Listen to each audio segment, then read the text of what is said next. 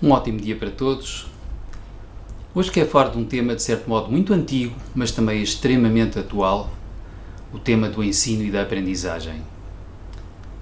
E quero falar deste tema devido ao contexto que estamos a viver, de muitas maneiras, e neste caso não penso tanto em epidemias, mas no contexto global de evolução da sociedade.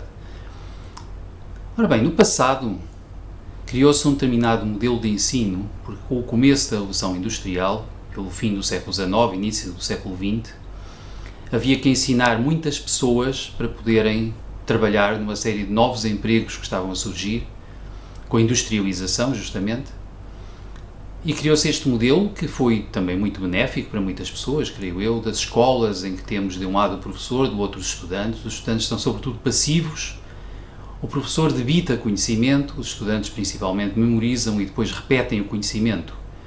Isto nos tempos antigos servia para que massas de novos aprendizes pudessem receber a informação necessária para desempenharem trabalhos que iriam ser sobretudo repetitivos e previsíveis. Ao longo das suas carreiras, que também eram previsíveis, iriam fazer basicamente o mesmo tipo de coisas durante muito tempo. Isto estendia-se à globalidade quase dos empregos disponíveis. Mas as coisas mudaram e no tempo atual é completamente diferente. No tempo atual os empregos tornaram-se imprevisíveis.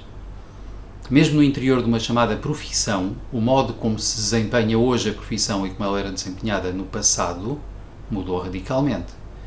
Imaginemos, por exemplo, um arquiteto. Um arquiteto no passado precisava de saber desenhar, precisava de saber geometria, precisava de calcular algumas coisas. Muitas vezes iria partilhar os cálculos ou confiá-los a engenheiros civis que podiam colaborar. Sabia algumas coisas sobre materiais e os materiais também, por sua vez, eram, de modo geral, os mesmos para quase tudo quanto era construção. Hoje em dia, os materiais disponíveis estão a multiplicar-se, as maneiras de construir multiplicam-se.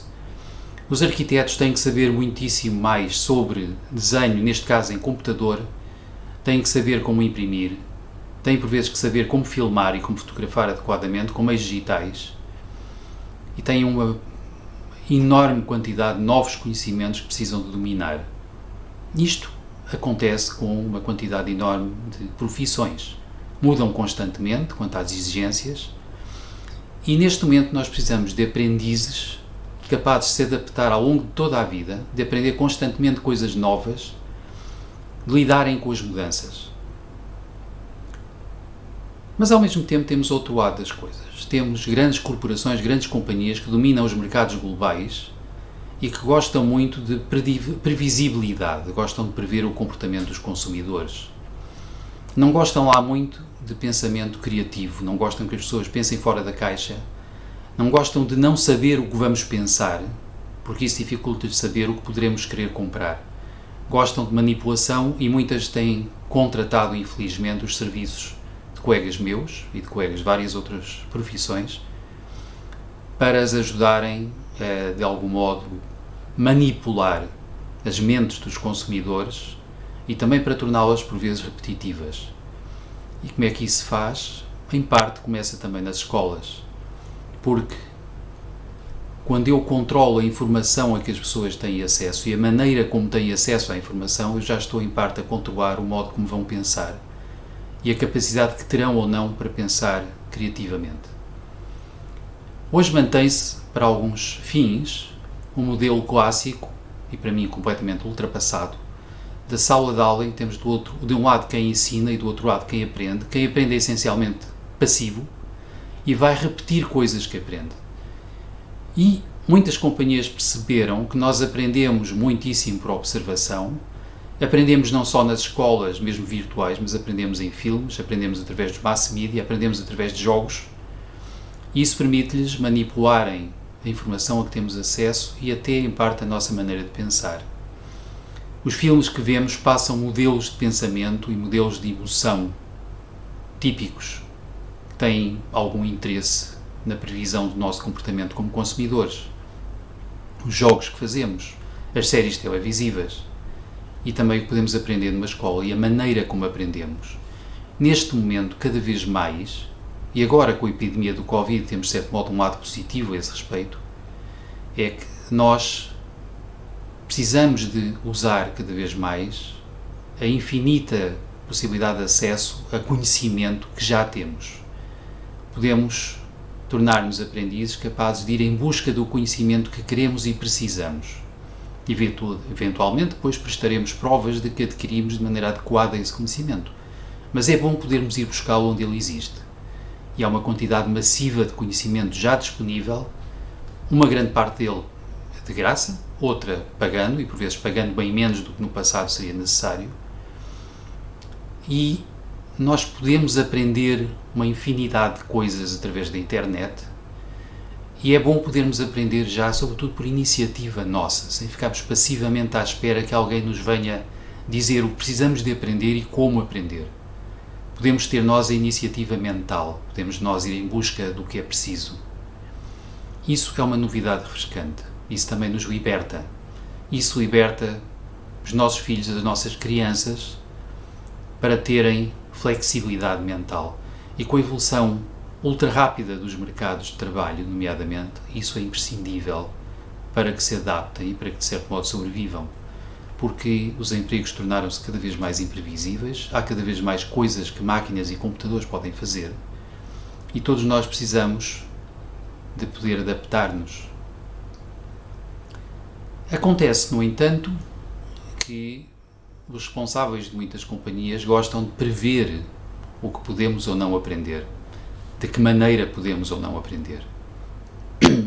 Isto cria um jogo em que não parece nada inocente o que nos apresentam por vezes em filmes, em séries televisivas, quais são os temas da moda, de certo modo, com o que é que somos bombardeados pelos órgãos de comunicação, porque a informação que entra na nossa mente é muito importante para condicionar como é que pensamos e como é que sentimos. Por exemplo, neste momento estamos condicionados para ter medo, para andarmos assustados, andarmos ansiosos, andarmos cada vez mais desorientados no meio de um caos de informações contraditórias, que nos torna mais atreitos a que surjam formas ditatoriais e de controlo para nos ensinarem o que devemos pensar. Esta é, portanto, uma ocasião para não desistirmos de sermos donos da nossa própria mente e da nossa aprendizagem, muito pelo contrário, para afirmarmos essa capacidade, para nos tornarmos cada vez mais capazes de ir em busca do conhecimento, filtrá-lo à nossa maneira, pensarmos pela nossa mente, tornarmos criativos, o mais autónomos possível. E mais do que salas de aula virtuais, e mais do que ensino sistemático, precisamos de aprender a controlar e a conhecer a nossa própria mente e o seu funcionamento, a nossa memória. E precisamos de ganhar capacidade para gerir as nossas emoções, cultivar aquelas que queremos cultivar, deixar um pouco dormir, descansar algumas outras, e também precisamos de aprender a cultivar a mente e a concentração e a memorização. Isto não nos é ensinado para muitos fins e é desesperadamente necessário. Nós temos muitos jovens que, pelo contrário, estão a correr atrás de videojogos diversos, estão a correr através de séries televisivas, estão bombardeados pelos mass media, estão constantemente a ser estimulados para perderem o foco de atenção de muitas maneiras e estão, de algum modo, a ser estimulados para não serem donos das suas mentes, dos seus afetos, das suas emoções e também da sua autonomia criativa. De algum modo estão a ser estimulados, ao contrário do que por vezes parecem acreditar, para não serem realmente autónomos nas suas mentes e para não terem iniciativa mental. Isto, para mim, tem que ser devidamente tido em conta e nós precisamos de ser muito determinados na busca de autonomia mental, em vez de passividade mental, que é o que tem sido cultivado ao longo do tempo e tem estado ao serviço de muitas mega companhias que gostam de ter consumidores previsíveis, gostam de saber como manipular a nossa mente para que nós acreditemos que determinadas coisas a consumir são importantes e acreditemos que a nossa felicidade depende disso e assim por diante. Neste momento é imperativo, penso eu, dar a volta a esta situação. E de certo modo a epidemia do Covid está a ajudar um pouco, porque nos obriga a ficar mais em casa e a usar mais a internet em busca de informações. também nos obriga eventualmente a percebermos até que ponto queremos andar simplesmente frustrados, irritados e animalizados, ou queremos afirmar com determinação a nossa humanidade. É um tempo de crise, é um tempo de oportunidades, como muitas vezes tem acontecido. E precisaríamos, penso eu, de negar o modo como grandes corporações, que são possuidoras dos órgãos de comunicação de massas, das indústrias de entretenimento, por vezes também das indústrias de ensino, diga-se de passagem, e também são donos, por vezes, dos próprios governos, para muitos fins, ou dos governantes, para outros fins ainda, graças à corrupção.